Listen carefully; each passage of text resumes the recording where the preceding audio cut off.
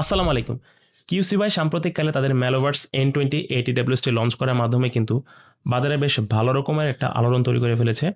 অনেকেই ATWSটিকে 2026 এর জাতীয় TWS বলেও কিন্তু আখ্যায়িত করতেছে। আর ATWS এর হাইপ নামতে না নামতেই তারা রিসেন্টলি আবারও নিয়ে আসলো ম্যালোভার্স N20 এর উত্তরসূরি ম্যালোভার্স N20 Pro। এখন আমাদের মতো সাধারণ জনগণের কাছে একটাই প্রশ্ন যে আসলে এর ম্যালোভার্স N20 Pro-তে কি এমন আছে যে আসলে আমরা এর বেস ভেরিয়েন্টটা না কিনে এর প্রো ভার্সনটাই কিনবো? এবং এর উত্তরটা খুবই সহজ। কিউসিওয়াই এই সর্বপ্রথম কিন্তু তাদের এরকম একটা বাজেট TWS এ হাইরাস LDAC কোডেক সাপোর্ট দিতেছে, যেটা অ্যাকচুয়ালি আপনার যে মিউজিক এক্সপেরিয়েন্স আছে এটাকে একদম ইমার্সিভ লেভেলে নিয়ে যাবে। আই মিন খুবই হাই বিট রেট সাথে একটা ডিটেল অডিও আউটপুট কিন্তু আপনারা এই ইয়ারবাডসটি থেকে পাবেন। সো যারা আসলে এই দুইটা TWS এর ভিতরে কোনটি কিনবেন এটা নিয়ে দ্বিধায় ছিলেন, আশা করি আজকের ভিডিও দেখলে আপনাদের সেই কনফিউশনটা দূর হয়ে যাবে। সো চলুন শুরু করি। বক্সটা হাতে নিলে প্রথমেই বুঝতে পারবেন যে আসলে এবার কিন্তু তারা বক্সের কালার এবং ডিজাইনটা কিছুটা ডিফারেন্ট করেছে। আই মিন এদের গতানুগতিক যে ইয়েলো কালারটা আছে সেটা থেকে একটু সরে এসে এবার হোয়াইট কালার বক্স করেছে, যেটা দেখতে কিছুটা ভালো লাগতেছে অন্যান্য বারের তুলনায়। সো যাই হোক, তো বক্সটা খুলে শুরুতে আপনারা পেয়ে যাবেন TWSটি এবং তার সাথে এক্সট্রা দুইটা ইয়ার টিপস, যেটা আপনারা আপনাদের প্রয়োজন অনুযায়ী ব্যবহার করে নিতে পারেন, একটি ইউজার ম্যানুয়াল গাইড এবং সর্বশেষে চার্জ করার জন্য USB type A to C charging cable. So ডিজাইনের দিক থেকে আসলে ম্যানোভার্স N20 এবং N20 Proর ভিতরে তেমন কোনো পার্থক্যই নাই। দুইটা অলমোস্ট দেখতে একই রকম, শুধুমাত্র কালারের দিক থেকে একটু আলাদা। আই মিন আমার কাছে ম্যানোভার্স N20 এবং N20 Pro দুটারই ব্ল্যাক ভার্সন রয়েছে। সো সেই ক্ষেত্রে কালারের একটু পার্থক্য, সাইজ এবং ওয়েটের দিক থেকে দুটা হুবহু সেম টু সেম। এবং দুটা TWS এর ওজন কিন্তু মাত্র 42 গ্রাম এবং উপরের দিকে ছোট করে কিউসিআর ব্র্যান্ডিং করা, নিচের দিকে রয়েছে LED ইন্ডিকেটর এবং সর্বশেষে একটা চার্জিং পয়েন্টার। সো লিডটাকে ওপেন করলে আমরা এর ইয়ারবাডসগুলো দেখা পাবো। আমার কাছে অনেস্টলি যদি বলি যে এর হিন্স মেকানিজমটা অ্যাভারেজ লেগেছে। স্পেশালি এটা ওপেন করার সময় কিছুটা একটু স্ট্রাগল করতে হয়। আই মিন এক হাতে এটা ওপেন করা কষ্ট, তো সেক্ষেত্রে দুই হাত লাগে মাঝে মাঝে। আবার ক্লোজিং টাইমটা আমার কাছে বেশ স্যাটিসফাইং লাগে। বেশ টেকটাইল একটা সাউন্ড কিন্তু আপনারা এখান থেকে পাবেন, যদিও এখানে ম্যাগনেট ইউজ করা হয় নাই, এটা ক্লিপ বেসড। সো ইয়ারবাডসগুলোর কথা যদি বলি, তাদের গতানুগতিক যে ডিজাইন সেটাই তারা অনেকদিন ধরে ফলো করতেছে। উপরের দিকে গ্লসি ফিনিশ, যেটা দেখতে খুবই প্রিমিয়াম লাগে এবং ঠিক উপরের কর্নারে রয়েছে একটি LED ইন্ডিকেটর, যেটা ব্লুটুথ কানেকশনের সময় এবং চার্জিং টাইমে জ্বলতে থাকে। এবং এর পুরো বাডসটা মূলত ম্যাট ফিনিশ ব্ল্যাক। এয়ার টিপসগুলো বেশ সফট, কানে দীর্ঘক্ষণ পরে থাকার পরও আমি কিন্তু কোনো ধরনের পেইন বা নামনেস ফিল করিনি। এটা একটা ভালো সাইড। এবং ঠিক তার মাঝখানে পেটের ভিতরে দেখা যাবে যে এর চার্জিং পয়েন্টার। তো শুরুতে আমরা ATWS এর সাউন্ড কোয়ালিটি নিয়ে কথা বলতে চাই। ATWS এর ব্যবহার করা হয়েছে 13 মিলিমিটার একটি ডাইনামিক ড্রাইভার এবং এর সাউন্ড সিগনেচার মূলত বেস বুস্টেড। তবে হেভি বেস থাকা সত্ত্বেও কিন্তু এরা খুবই ব্যালেন্সড এবং ডিসেন্ট একটা সাউন্ড দেওয়ার চেষ্টা করছে। এর সাব বেজে ভালো লেভেলের রাম্বল ছিল এবং প্রত্যেকটা থাম্পে ভালো লেভেল ভাইব্রেশন আমি ফিল করতে পারছি। এবং এর যে মিড বেসটা আছে এটাও বেশ ভালো লেভেলের পাঞ্চি। এর ভোকাল সেকশন যথেষ্ট পরিমাণ শার্প এবং ক্লিন ছিল। স্পেশালি যদি আপনার হাইরেসটা অ্যাক্টিভ করা থাকে, আই মিন যদি LDAC অন থাকে, সেক্ষেত্রে এর ভয়েসের যে ক্লিয়ারিটি আরও বেশি ডিটেল আপনারা বুঝতে পারবেন। হাইয়েস্ট যথেষ্ট পরিমাণ টোন্ড এবং স্পার্কেল ছিল এতে। সো এদিক থেকে কোনো কমপ্লেন করার জায়গা নাই। এবং এর সাউন্ড স্টেজের কথা যদি বলি, বেশ ভালো লেভেলের ওয়াইড, স্পেশালি LDAC ওপেন থাকা অবস্থায় খুবই ভালো লেভেলের সাউন্ড সেপারেশন আমি এখান থেকে পেয়েছি। এবং এর ভলিউম লেভেলও বেশ ডিসেন্ট, 70-80% ভলিউম মোর দেন এনাফ। তবে এখানে একটা ক্যাচ আছে, যদি আপনি 80%-এর উপরে ভলিউম থাকে সেক্ষেত্রে আবার সাউন্ডের হালকা পাতলা ডিস্টরশন নোটিস করি, তবে সেটা খুবই মিনিমাল, খুব একটা বেশি কিন্তু বোঝা যায় না। ম্যালোভার্স N20 Proতে কিন্তু আপনারা পেয়ে যাচ্ছেন 50 dB হাইব্রিড ANC, যেটা ম্যালোভার্স N20তেও ছিল। সো বাই দ্য ওয়ে এর ANCটা কিন্তু খুবই অ্যাগ্রেসিভ। আই মিন আপনারা কানে দেওয়ার সাথে সাথেই ফিল করবেন, অনেকের কাছে একটা কেবিন প্রেশার ফিল হতে পারে। তবে আমার ব্যক্তিগত ইউজ আমি এতটুকু বলতে পারি, এটা কানে দেওয়ার 2 থেকে 3 মিনিটের মধ্যে কিন্তু এই প্রেশারটা কমে আসে। এর অ্যাডাপটিভ নয়েজ ক্যান্সেলেশনটা খুবই দুর্দান্ত লেভেলের। এই নয়েজ ক্যান্সেলেশন মোডটা কিন্তু আপনাদের এনভায়রনমেন্ট অনুযায়ী কোনটা কখন দরকার অটোমেটিক নিজে থেকে অ্যাডজাস্ট করে নেবে। এখন আরও একটি মেজর বিষয় হতেছে যে N20 Pro কল কোয়ালিটি কেমন। এই TWS-তে আপনারা টোটাল 6টি মাইক্রোফোন পেয়ে যাবেন, সাথে তো ENC থাকছে যেটা AI বেসড।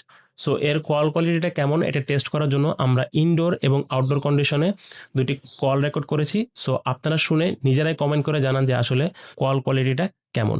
আসসালামু আলাইকুম। এখন আপনারা আমার যে ভয়েসটা শুনতে পাচ্ছেন এটা কিন্তু সরাসরি ম্যানোভার্স N20 Pro ATWS দিয়ে কল রেকর্ড করা হচ্ছে। আমার কানে দুটো হেডফোনই রয়েছে। যদি আপনারা ইনডোর কন্ডিশনে থাকেন, যদি কল করেন তাহলে সেক্ষেত্রে এমন কোয়ালিটির একটা ভয়েস আউটপুট কিন্তু আপনারা ATWS থেকে পাবেন। তো চলুন আমরা দেখি যে আসলে এর আউটডোরে কল কোয়ালিটিটা কেমন। আসসালামু আলাইকুম। এখন আপনারা আমার যে ভয়েসটা শুনতে পাচ্ছেন এটি ম্যানোভার্স N20 Pro ATWS দিয়ে রেকর্ড করা হচ্ছে। এই টোটাল ৬ টা মাইক্রোফোন আছে এবং আমি আউটডোরে রয়েছি। সো আউটডোরে থাকা অবস্থায় আপনারা ঠিক এমন কোয়ালিটির একটা আউটপুট কিন্তু পাবেন। আমার চতুর্দিকে বেশ মোটামুটি গাড়ি-ঘোড়া যাতায়াত করতেছে এবং প্রচুর বাতাসের আ আওয়াজ রয়েছে। তো সেক্ষেত্রে আপনারা একটা আইডিয়া পাবেন যে আসলে এই কন্ডিশনে যদি আপনারা কথা বলেন, তো এর ভয়েস কল কোয়ালিটিটা কেমন আসে। Thank you. সো ব্যাটারি সেকশনে আপনারা এই দুটি TWS এর চার্জিং কেস থেকে কিন্তু 450 mAh এর ব্যাটারি পেয়ে যাবেন এবং এক একটা বার্স থেকে 40 mAh। সো এক একটা চার্জিং কেস থেকে আপনারা 4 থেকে 5 বারের মতো এই ইয়ারবাডসগুলোকে চার্জ করতে পারবেন। যদি ANC অফ থাকে সেক্ষেত্রে এক একটা বার্স থেকে আপনারা 10 ঘন্টা ব্যাটারি ব্যাকআপ পাবেন, আর যদি ANC অন থাকে সেক্ষেত্রে 7.5 ঘন্টা। যদিও এই জিনিসগুলো actually on papers, but real লাইফে ডেফিনেটলি কিছুটা কম হবে, এটি স্বাভাবিক। সো আমি আমার রিয়েল লাইফ এক্সপিরিয়েন্স থেকে যেটা পেয়েছি সেটা হচ্ছে যে আমার এএনসিটা অলওয়েজ অনই ছিল, পাশাপাশি কিন্তু আমি এলডেক অন করে মিউজিক কনজিউম করছি বা এর অডিও কনজিউম করছি।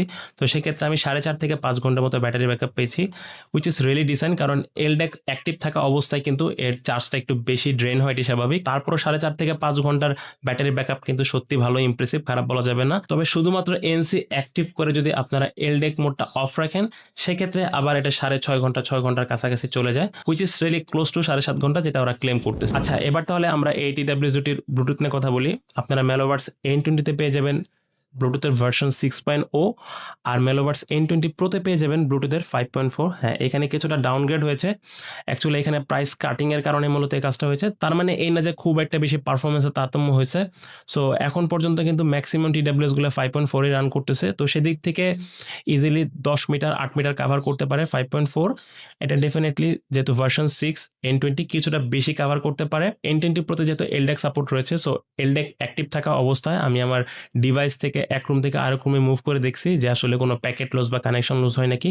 সো সেই ধরনের কোনো ইস্যু আমি এখান থেকে পাইনি। সো এদিক থেকে মোটামুটি বেশ ভালোই স্টেবল কানেকশন আপনারা N20 Pro থেকে পাবেন এলডেক অ্যাক্টিভ থাকা অবস্থায়। বাই দ্য ওয়ে, আপনার মেলোভার্স N20 এবং N20 Pro এই দুটি TWS-এ কিন্তু IPX4 রেটিং পেয়ে যাচ্ছেন। তো সেই ক্ষেত্রে টুকটাক পানি, ছিটাফোঁটা বা ঘাম যদি লাগে তো সেক্ষেত্রে কোনো ইস্যু হওয়ার কথা নয়, ইজিলি জিম করতে পারবেন, পাশাপাশি টুকটাক চোখে মুখে পানি দিতে পারবেন, তো প্ল্যাশ ওঠারও কোনো সমস্যা হবে না। তবে এখানে একটা ক্যাচ আছে, শুধুমাত্র কিন্তু আপনার বার্সগুলা IPX রেটেড, আপনার চার্জিং কেসে কিন্তু কোনো IPX রেটিং থাকছে না। তো সেক্ষেত্রে এই জায়গাতে একটু সিকিউর হওয়া জরুরি। ওকে, তো last but not the least, এই TWS-টি আরও কিছু ছোটোখাটো বিষয় আছে তো যেগুলো নিয়ে আলোচনা করা দরকার। যেমন এই TWS-তে কিন্তু আপনারা পেয়ে যাবেন dual device connection. I mean আপনারা অ্যাট এ টাইম দুটো ডিভাইসকে এর সাথে কানেক্ট করে রাখতে পারবেন, তবে একসাথে ইউজ করতে পারবেন না, একটা আরেকটার অল্টারনেট হিসেবে যখন তখন সুইচ করতে পারবেন। তাছাড়াও আপনারা এই TWS-তে পেয়ে যাবেন গেমিং মোড, যেটা লেটেন্সি এটা 0.68, যেটা অ্যাকচুয়ালি কম্পিটিটিভ গেমের জন্য ডেফিনেটলি প্রযোজ্য নয়, তবে বেসিক গেমিং আপনারা ইজিলি করতে পারবেন। ওয়েল, তাহলে আমরা ভিডিও শেষ পর্যায়ে চলে আসছি। তো ভিডিও শেষ করার আগে এর কিছু ফাইনাল ভার্ডিক নিয়ে কথা বলতে চাই। সো 2500 টাকার বাজেট রেঞ্জে মেলোভার্স N20 Pro, definitely this is one of the best TWS currently right now. কারণ এই বাজেট রেঞ্জে আসলে এই যে ফিচারগুলো অফার করতেছে, আই মিন এর কল কোয়ালিটি, এর sound quality definitely up to the mark থাকবে। সো ডেফিনেটলি এই TWS-টাকে রেকমেন্ড করা যায়। আর যারা অলরেডি N20 কিনে ফেলছেন, যদি আপনি খুব বেশি মিউজিক নিয়ে সিরিয়াস না থাকেন তাহলে আমি মনে করি যে আসলে সুইচ করার দরকার নাই। আর আপনি যদি আসলে খুব হেভি, ক্লাসি বা কোয়ালিটিফুল মিউজিক এক্সপেরিয়েন্স পেতে চান তাহলে আপনারা N20 Pro-তে সুইচ করতে পারেন। এটা আসলে কমপ্লিটলি আপনাদের নিজস্ব মতামত। সো আজকের মতো এখানেই রাখতেছি ইনশাল্লাহ। সো যদি ভালো লেগে থাকে ভিডিওটি তাহলে অবশ্যই একটা লাইক করে দিন এবং নিচে কমেন্ট করে জানান যে আসলে আপনারা পরবর্তীতে কোন ভিডিওটি দেখতে চাচ্ছেন। ততদিন পর্যন্ত সবাই ভালো থাকবেন, সুস্থ থাকবেন, আমার জন্য দোয়া করবেন। আল্লাহ হাফেজ।